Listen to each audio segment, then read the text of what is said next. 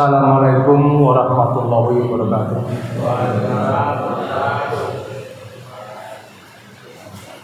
Bismillahirrahmanirrahim.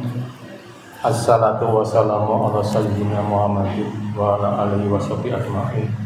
La haula wala quwwata illa billahil azim. Amma ba'du. Yang kami hormati dan kami muliakan bapak-bapak, ibu-ibu, adik-adik, dan mungkin cucu-cucu kami yang mengikuti majelis jamaah sholat isya dan tarawih, kemudian insya Allah nanti mungkin witir berjamaah di masjid Itikaf An-Nur ini. Bapak Ibu sekalian yang kami hormati, saya mohon maaf jadi yang lalu mungkin saya kemarin diberitahu Mas Untung bahwa jatah kami, kebetulan kami tidak bisa hadir karena ada acara. Kemudian kemarin Pak Aris, Pak Bambang isi yang bukan jatah saya. Monggo Pak Ndere aku. Bapak Ibu sekalian kami hormati, kami ingin berbagi pengalaman saja ya, dan mungkin berbagi pengetahuan bahwasanya sebagaimana puasa kita di tahun 1445 Hijriah sekarang ini sudah masuk hari yang ke-24 ya kalau nggak salah, sehingga beberapa hari lagi, mungkin 6 hari lagi sudah selesai dan masuk bulan Syawal, kita sudah lebaran. Mari kita dari waktu yang masih tersisa ini berlomba-lomba untuk menggapai Lailatul Qadar ya. Karena Lailatul Qadar itu adalah keutamaan daripada bulan Ramadan ini yang kita nantikan supaya bisa bertemu dengan Lailatul Qadar. Di dalam Quran surat Al-Qadar 1-5 di sana diterangkan bahwa sesungguhnya kami telah menurunkan Al-Quran pada malam kemuliaan. Dan tahukah kamu malam kemuliaan itu? Malam kemuliaan itu lebih baik dari 1000 bulan. Pada malam itu turun malaikat-malaikat dan malaikat Jibril dengan izin Tuhannya untuk mengatur segala urusan. Malam itu penuh kesejahteraan sampai terbit fajar. Kemudian Rasulullah SAW menganjurkan kepada kita untuk mengisi malam-malam 10 hari terakhir pada bulan Ramadan dengan sebaik-baiknya. Beliau selalu mengajak seluruh anggota keluarganya untuk beretikaf, ya. Artinya untuk di masjid untuk berdoa sekusuk-kusuknya untuk bisa berjumpa dengan Lailatul Qadar. Karena keutamaan bulan Ramadan salah satunya adalah terletak pada malam Lailatul Qadar. Rasulullah SAW bersabda, bagi siapa yang melakukan salat malam pada saat Lailatul Qadar karena iman dan mengharap pahala dari Allah Subhanahu wa taala, niscaya diampuni dosa-dosanya yang telah lalu. Ya, begitu besarnya apabila kita semua bisa sholat malam, terutama di malam Lailatul Qadar, maka insya Allah ya, sebagaimana yang pernah disabdakan Kanjeng Rasul, kita bisa diampuni dosanya untuk tahun-tahun yang lalu. Rasulullah SAW pernah bersabda, ya, ini HR Mutafakun Alaik, Aisyah RA radhiyallahu anhu ya. Aku bertanya kepada Rasulullah, wahai Rasul, apa pendapatmu jika aku mengetahui Lailatul Qadar? Apa yang harus saya ucapkan di dalamnya? Beliau menjawab, katakanlah ya Allah, sesungguhnya Engkau Maha Pengampun dan Engkau mencintai pengampunan, maka ampunilah aku. HR At-Tirmidzi.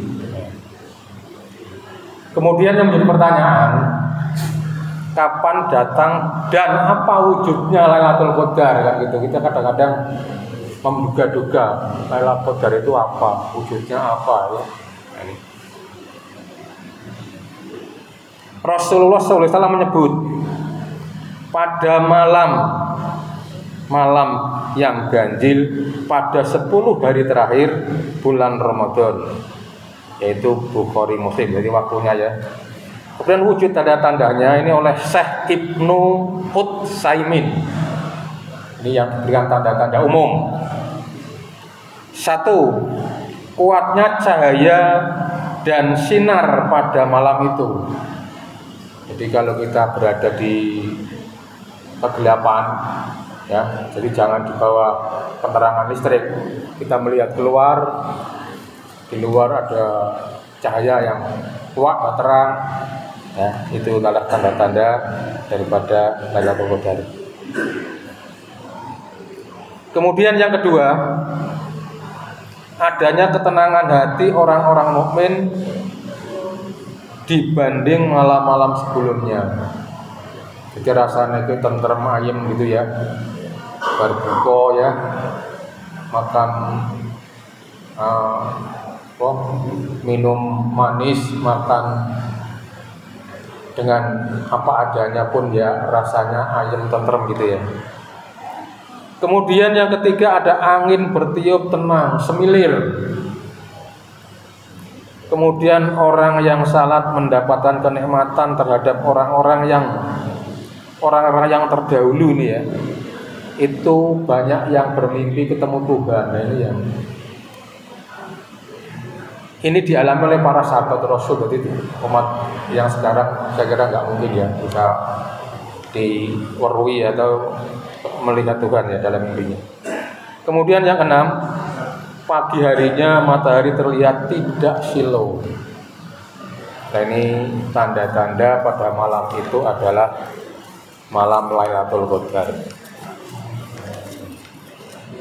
Kemudian ini menurut ceramah Ustadz Dasat Latif TV Metro kemarin malam ya, saya pas habis sahur lihat beliau ceramah. Kebetulan yang dibahas adalah Lailatul Qadar. Yang saya ingat begini, orang yang bertemu Lailatul Qadar hidupnya akan berubah. Nah ini, hidupnya akan berubah. Orang yang bertemu Lailatul Qadar, insya Allah hidupnya akan berubah. Dicontohkan begini, sebagaimana ibu-ibu yang biasanya tidak berhijab, kemudian pada bulan Ramadan ya sholat berjamaah pakai hijab, kemudian seterusnya pakai jilbab terus ya hijab. Nah ini ada perubahan. Kemudian orang yang sebelumnya tidak rajin sholat berjamaah, kemudian setelah Ramadan ya, karena kulino bulan Ramadan setelah sholat berjamaah, kemudian berikutnya di bulan-bulan berikutnya rajin sholat berjamaah, ini berubah. Nah, ini menurut Jawatik ada perubahan dalam diri seseorang yang menemui daripada Lailatul Qadar. Kemudian ini sekedar intermezzo aja ya, konsep Jawa ya, dalam yang ditemui orang apa itu Lailatul Qadar. Saya sudah kali diberitahu oleh orang yang tidak pernah, orang itu berak-berak nipu ya. Yang satu itu Pak Sunario. Pak Sunario itu kepala Dipenda Kabupaten Demak. Sekarang orangnya yang berubah. Dulunya pegawai biasa, pegawai Depak Demak, kemudian karena sesuatu beralih ke Pemda Demak, kemudian diangkat kepala Dipenda, sekarang sudah berubah dari kaya raya sampai dengan pom bensin aja 2. Itu pom bensin yang di di jalur lingkar Demak itu punya Pak Sunaryono. Beliau pernah berkata, saya pernah jadi stafnya Pak Naryo. Jadi beliau di Benda, saya kepala dinas, saya kepala bidang penetapan pajak. Saya sedang dipanggil karena saya orang provinsi, sering diajak diajak ngomong. Nah, saya tanya sama beliau, Pak, panjenengan bisa berubah dari pegawai biasa menjadi ya luar biasa lah, kaya raya ya, anaknya aja dokter semua.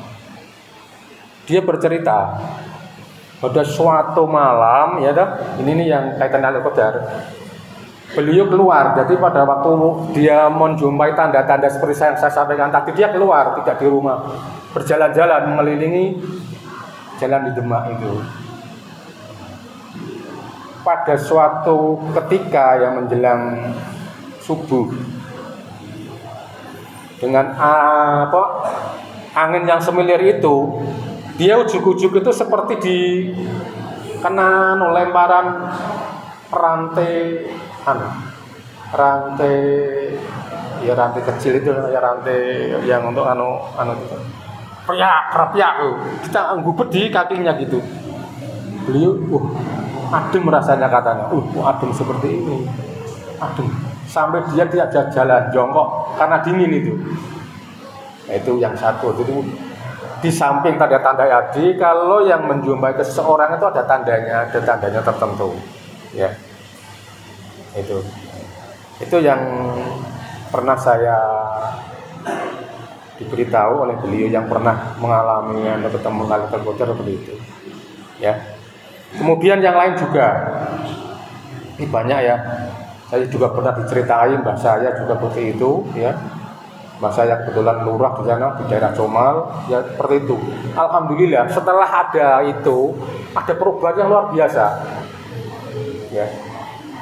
Jadi kalau tadi Pak Naryo itu di samping pegawai nyambi sebagai punya CV ya, itu CV-nya laris gitu loh. Setelah itu laris. Kalau orang tani dilalai ya, yang temannya itu parinya kena orang, kena tikus, itu ya tidak kena. Ada perubahan yang luar biasa. Nah ini mudah-mudahan ya, anak-anak yang masih muda, kalau kita yang sudah tua saya kira tidak, yang masih muda ini rajinlah untuk menjemput. Panjenengan jangan menunggu, menjemput Lailatul Qadar. Kalau sudah merasakan kemudian awan sahur jam 3 itu keluar saja, jalan-jalan aja.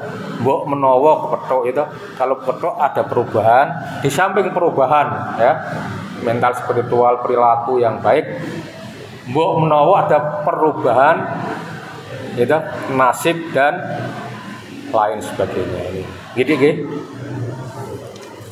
Kemudian ini saya hubungkan dengan adanya jaminan masuk surga dari Rasulullah ya. Beliau bersabda, kamu sekalian harus menjamin 6 perkara. Aku menjamin kamu sekalian akan masuk surga. Barang siapa ini ya yang memegang teguh 6 perkara, dijamin oleh Rasulullah akan masuk surga. Jadi hakikatnya kita ingin berjumpa dengan Lailatul Qadar maupun dengan perbuatan-perbuatan yang baik adalah ingin masuk surga ya. Artinya di dunia maupun di akhirat kita supaya selalu mendapatkan ridho dari Allah Subhanahu. Ada 6 perkara. 6 perkara tersebut antara lain yang pertama, kita bicara harus benar dan jujur. Monggo sing ora tuwa ora nom iki ya, kalau berbicara tidak jujur, tidak benar, saya kira banyak hambatan dan banyak musibahnya. Ya, nek janji karo wong, nek wonge berangasan dadi keplaki ya bicara tidak jujur itu. Kemudian menepati janji bila berjanji. Ya. Kalau bisa sebelum Allah janji itu akan tidak ditepati atau ada sesuatu yang karena sesuatu panjenengan nggak bisa menepati janji, bicara atau ditelepon atau diberitahu bahwa ada sesuatu yang tidak bisa menepati janji dan mungkin akan ditunda, mungkin akan akan diberi kompensasi hari apa dan sebagainya. Ini harus jelas. Kemudian yang ketiga, harus memelihara amanat.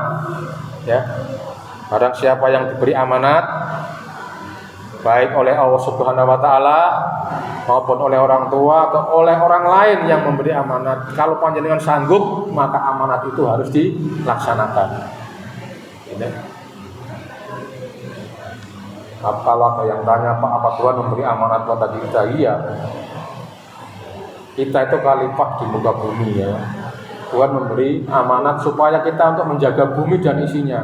Ya, sebisa-bisa kita harus menjaga lingkungan, menjaga bumi ini, ya, supaya bumi ini bisa kita wariskan pada anak cucu kita. Kemudian harus menjaga farad. Farad itu nafsu, ya. Nafsu itu macam-macam. Nafsu birahi, nafsu amarah, nafsu makan. Jadi kalau kita bicara nafsu, hawa dan nafsu itu harus dibedakan. Kalau nafsu itu fitrah, nafsu itu pasti punya manusia, tidak bisa dihilangkan, hanya bisa dikendalikan. Tapi kalau hawa itu yang bisa diambil, ya. Hawa itu kondisi situasi di mana kita berada.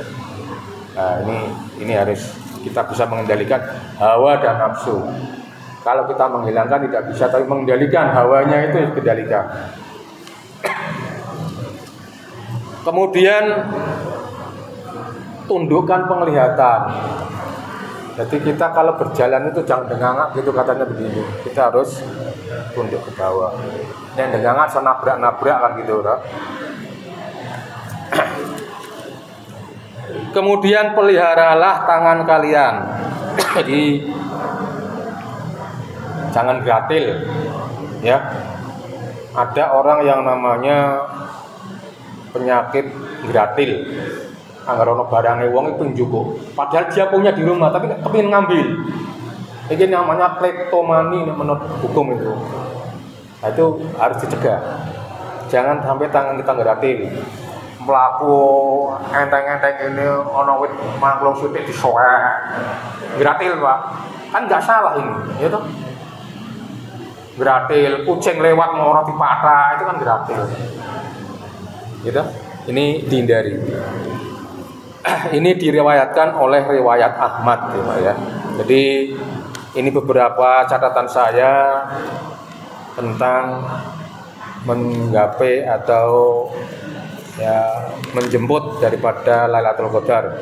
Monggo mudah-mudahan dari sisa waktu kita yang kurang 6 hari kita bisa bertemu, dan mungkin yang ada waktu jangan segan-segan duduk atau tidur saja di kamar setelah sholat, ya, jam 3 keluar pelaku-pelaku menawa ketemu, hidupnya akan berubah, akan lebih baik lagi.